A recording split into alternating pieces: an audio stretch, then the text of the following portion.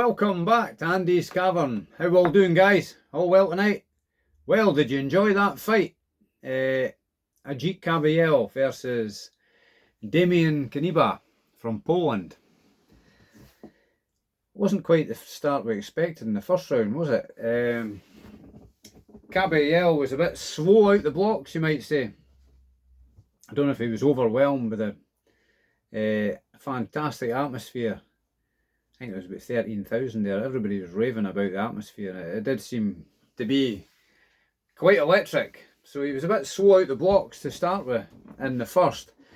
And Knyba was quick out the blocks, wasn't he? With using his height and reach advantage with fast jabs, right hands, uppercuts. He was kind of landing quite a lot of punches in the first round on Kabayel.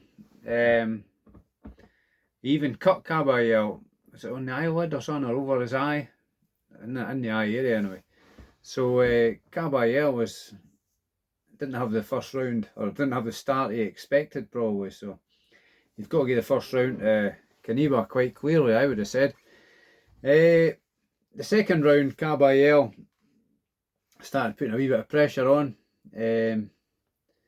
Started to push him back a bit, maybe trying to land some body shots. Knyba was still landing decent punches, though Kabayel was pressuring him, as I said, as John Fury would call him. He's a bull of a man, strong guy. Well, Knyba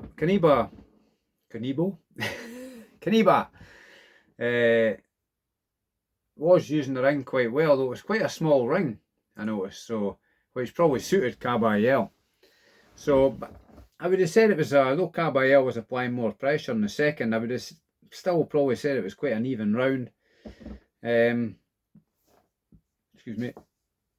And then the third round, Kabayel started adding a bit more pressure, landing some body shots and landing more head shots as well.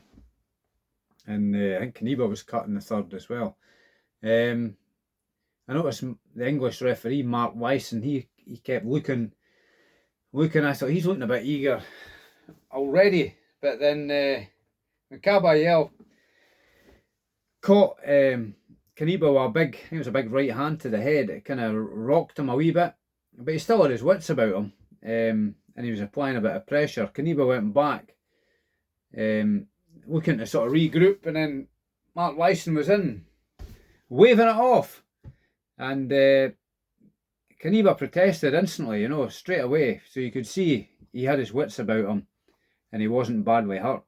He just maybe was knocked a bit off balance, caught with a big shot. So for me, a disappointing ending. I think I predicted round 7 for a Kabayel win. Would it have gone that far if we had a more lenient referee?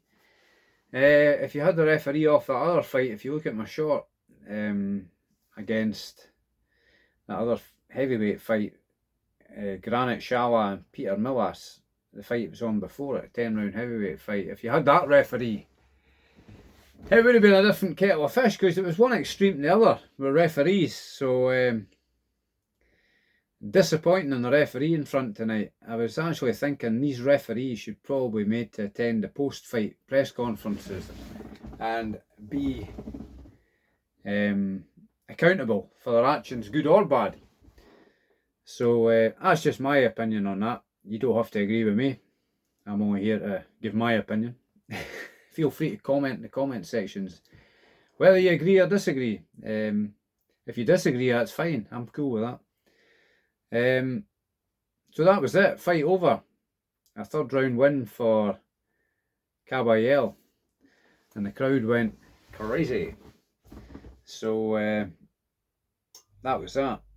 Disappointing stoppage in my eyes. I thought it was too early. Clearly too early. But that's Kabayel. He'll roll on till the next fight, won't he?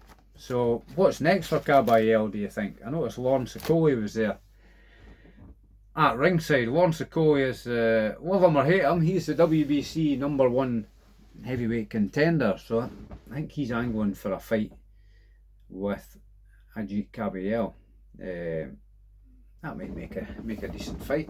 Okoye seems to be quite confident that he could beat Kabayel. If watching the first round, you could see his point. Tony Yoka was also there, maybe angling for a fight, but I think he's really been a bit in the wilderness lately. Tony Yoka. I'd rather see Okoye versus Kabayel than Yoka. I think Kabayel would have more difficulty with Okoye than he would with Yoka. But you've got to say Kabayel's probably number two in the world behind Usyk. It's looking like Usyk's going to fight Wilder. That seems to be what's being talked about. So maybe Kabayel needs to fight somebody else in the meantime to stay busy. An active fighter's a good fighter, isn't it? Fighters that tend to have spells in activity and that's when ring rust can manifest. So we shall wait and see what comes next, but certainly it looked like a successful production for Queensberry.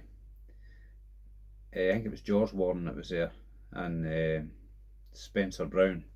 They seem to be reveling in the atmosphere at the end. But I'm going to try and watch the post-fight press conferences. I've never seen Knyba being interviewed after it. I've seen Kabayel being interviewed after it. I'd like to have heard Kanyba's take on things, whether he'll get a voice to object to what happened. But he actually looked decent, especially in the first round and probably in the second round. So I wouldn't mind seeing him again, actually, against somebody else, to see how he gets on. I think he's I can't remember his record. Was it 17 wins, 11 knockouts? Well, it'll be 17 wins, 1 defeat, 11 knockouts now. But he does look a decent enough fighter. But obviously there's levels in the game. Kabayel's at a higher level, but Knyba's young enough to come again. So we'll keep a lookout for his name. Yeah, if they have more big shows over there, he might be featured on the undercard. You never know. So that's my thoughts on that, guys. And don't forget, Boxers in Need, £12 a year, www.boxersinneed.org. And don't forget, Perth Auto Recyclers. If you've got an old car needing taken to the graveyard in the sky, give Grant or Craig a shout at Perth Auto Recyclers and they'll help you out. And also, if you've got a BMW needing repaired, serviced, or you're needing advice and service with a smile, contact Ian or Simon at Elite BM Services in Perth. If you're in the Perth area or out with, it's very difficult to find decent garages. There is some about, and they're definitely one of the best. It's a bit of a minefield, the motor trade.